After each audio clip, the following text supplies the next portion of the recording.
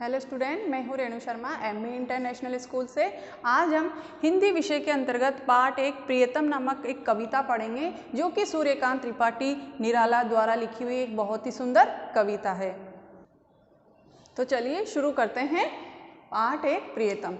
ईश्वर का सच्चा भक्त वही होता है जो अपने सभी कर्तव्यों का निष्ठापूर्वक पालन करता है। भक्ति का सच्चा स्वरूप कर्म करते हुए ईश्वर का स्मरण करता है।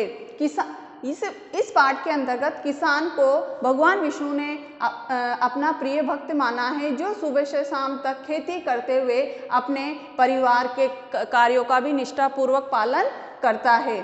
दिन में केवल 3 बारी अपने इष्ट का वो नाम स्मरण करता है। केवल 3 बारी वो अपने ईश्वर का नाम स्मरण करता है और भगवान विष्णु को वो अपना सबसे प्रिय भक्त लगता है। इसी में नारद और भगवान विष्णु का वाद विवाद बताया गया है कि वो किस प्रकार से उनका प्रिय भक्त है वो किसान। इसी को हम इस पाठ के अंतर्गत जानेंगे। देखते हैं कवि क्या कहते हैं। एक दिन विष्णु जी के पास गए नारद जी, पूछा मृत्युलोक में कौन है पुण्य श्लोक भक्त तुम्हारा। एक दिन भगवान विष्णु के पास में नारद जी जाकर बोले और कहा कि मृत्युलोक अर्थात पृथ्वीलोक पर हे विष्णु जी, हे प्रभु, आपका सबसे प्रिय भक्त कौन है। इस पर विष्णु जी जवाब देते हैं। विष्णु जी ने कहा, एक सज्जन किसान है, प्राणों से भी प्रियतम। भगवान विष्णु बोलते हैं कि एक सज्जन और सीधा सा एक किसान है जो कि पृथ्वी पर रहता है, जो कि मुझे प्राणों से भी प्यारा है। उसकी परीक्षा लूंगा। हंसे विष्णु सुनकर यह, कहा कि ले सकते हो।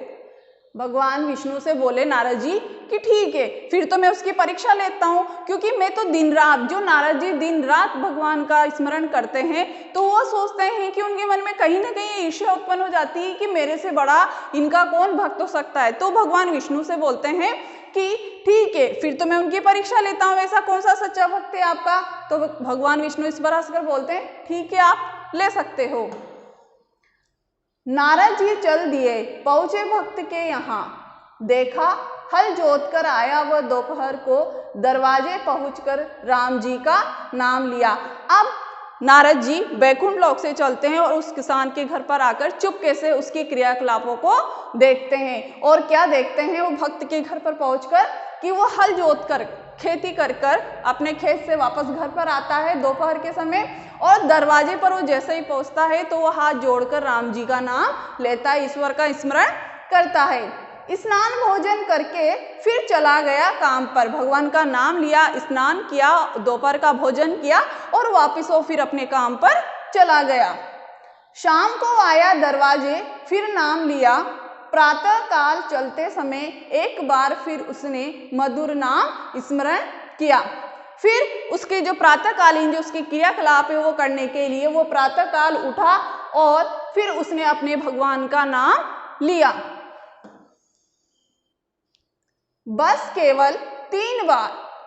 इस पर नारद जी इतना सोच विचार करते हैं कि बस केवल इसने सिर्फ 3 बार ही लिया नाम भगवान का, एक तो दोपहर के समय, एक शाम के समय और एक जब प्रातः काल वापस खेत पर जाता है तब उसने ईश्वर का नाम लिया। तो ये सोचकर बस केवल 3 बार नारद चकरा गए। उसने सोचा, नारद जी ने सोचा कि 3 बार, ये सोचकर नारद जी चक्कर में पड़ गए, वो चकरा गए। किंतु भगवान को किसान ही यह याद आया। क्या भगवान को यही एक किसान मिला था जो कि दिन में 3 ही बार ईश्वर का नाम लेता है। भगवान को यही किसान मिला अपना प्रिय भक्त मानने के लिए। गए विष्णु लोक, बोले भगवान से, देखा किसान को दिन भर में 3 बार नाम उसने लिया। अब ये सब क्रियाकलाप देखने के बाद में वो मृत्यु लोक से बैकुंठ में गए और भगवान विष्णु के पास में जाकर बोलते हैं नारद जी कि हे प्रभु, मैंने आपके उस सच्चे भक्त को देखा है जो कि सिर्फ 3 बार ही आपका नाम लेता है। बोले विष्णु, नारद जी आवश्यक दूसरा एक काम आया है, तुम्हें छोड़कर कोई और नहीं कर सकता। अब उसकी बात को समझाने के लिए भगवान विष्णु ने उनकी बात को काटा और कहा कि नारद जी, इस बात पर हम बाद में चर्चा करेंगे, सबसे पहले आपके लिए एक दूसरा कार्य आया है और आपको छोड़कर उस कार्य को कोई भी नहीं कर सकता है, तो आप पहले उस कार्य को पूर्ण करिए और इस बात पर हम चर्चा बाद में करेंगे।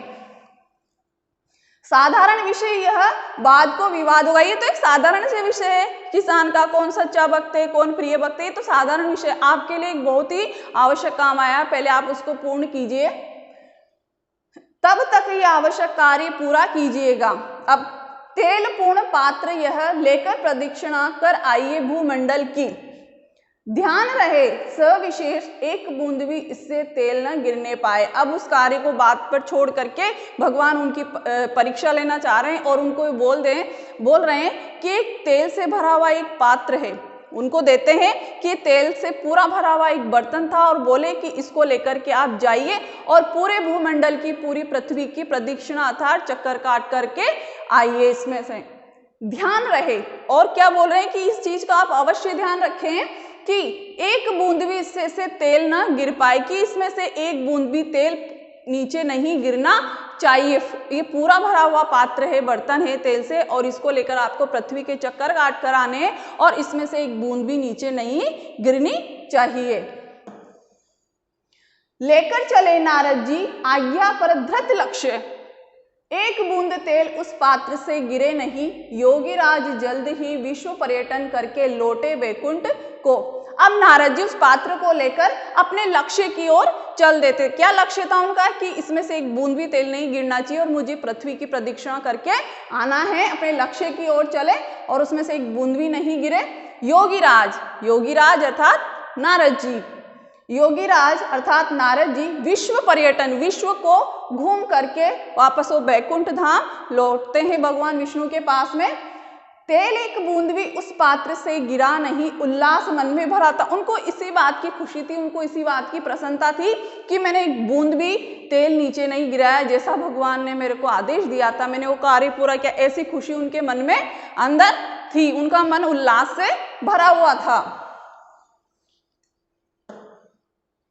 यह सोचकर तेल का रहस्य एक अवगत होगा नया, नारद को देखकर विष्णु भगवान ने बैठाया स्नेह से।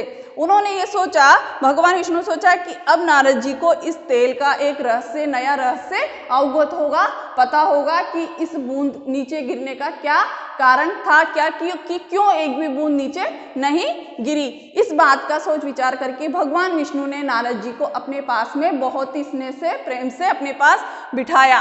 कहा, यह उत्तर तुम्हारा यहीं आ गया, बतलाओ पात्र लेकर जाते समय कितनी बार नाम इष्ट का लिया। कि हे नारद जी, आपका जो प्रश्न था आपके मन में कहीं ना कहीं कि उस भक्त ने 3 बार नाम लिया और मैं दिन रात ही आपका स्मरण करता हूँ, मैं तो आपका सच्चा भक्त हूँ, दिन भर में कितनी बार आपका नाम लेता हूँ।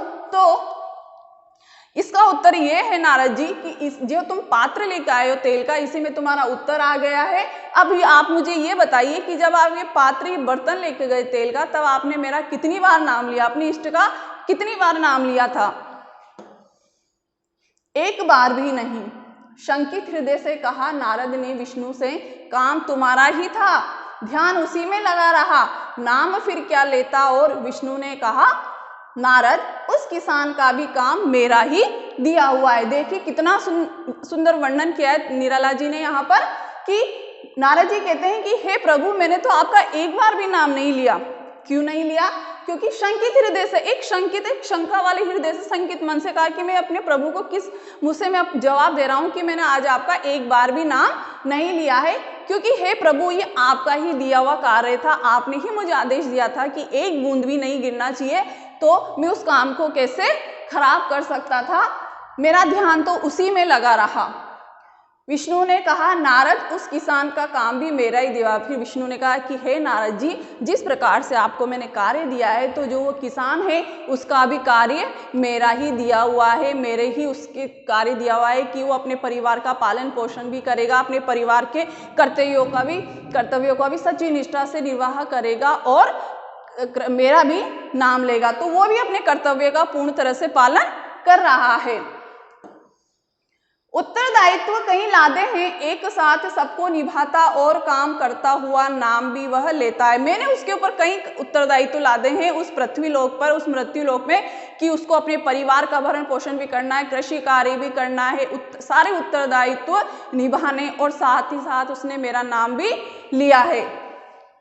नाम भी लेता, इसी से प्रियतम नारद लज्जित हुए, कहा यह सत्य, इसी कारण से हे नारद जी, वो इतने कार्य करते हुए भी उस सांसारिक लोक में मेरा नाम लेता है। 3 बार तो उसने नाम लिया, आपने तो एक बार भी नहीं लिया, तो इतने सारे कर्तव्यों का निर्वाह करते हुए उसने मेरा 3 बार नाम लिया, तो इसी कारण से वो जो किसान है जो मृत्यु लोक में, वही मेरा प्रियतम है, वही मेरा सच्चा भक्त है। तो नारद जी इस पर कहते हैं कि हाँ प्रभु, आपने यह सही कहा है।